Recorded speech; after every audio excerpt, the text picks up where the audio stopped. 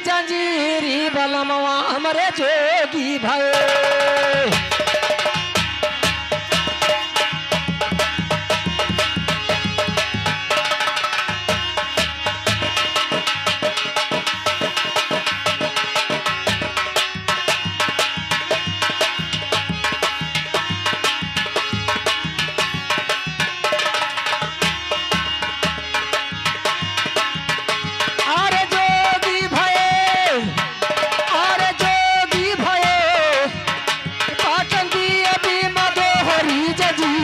बलमवा हमरे जोगी भये।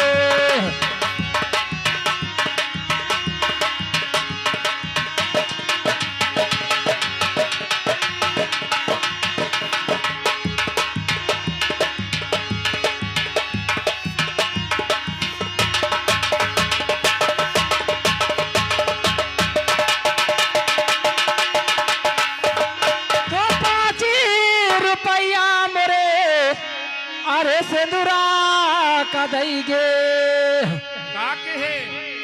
तो 5 रुपया हरे मोरे सिंदूरा का दईगे।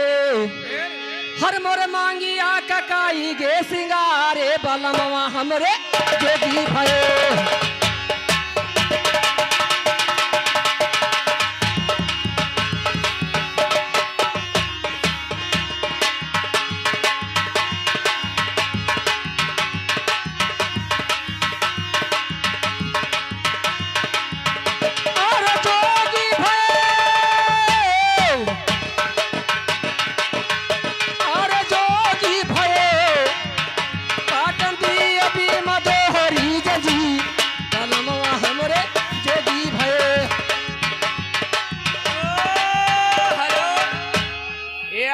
लड़कवा के मौसी, लड़कवा के मौसी अपने लड़के के नौछार में यानी उन्होंने 50 रुपया दे रही हैं लड़कों मौसी।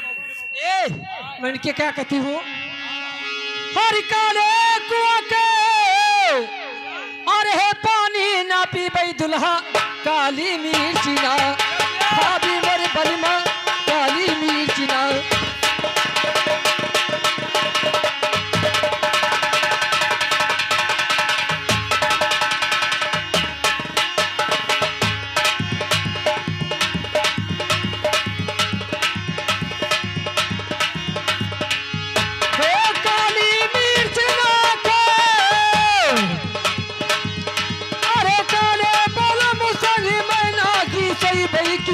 मई काली होई जा भी मेरे बलिमा हम काली होई।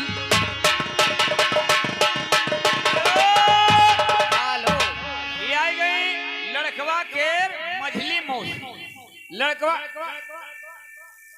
सजली मौसी सजली उनके तरफ से 50 रुपया पुरस्कार आया है। पार्टी धन्यवाद देती लेकिन शुक्रिया भी है।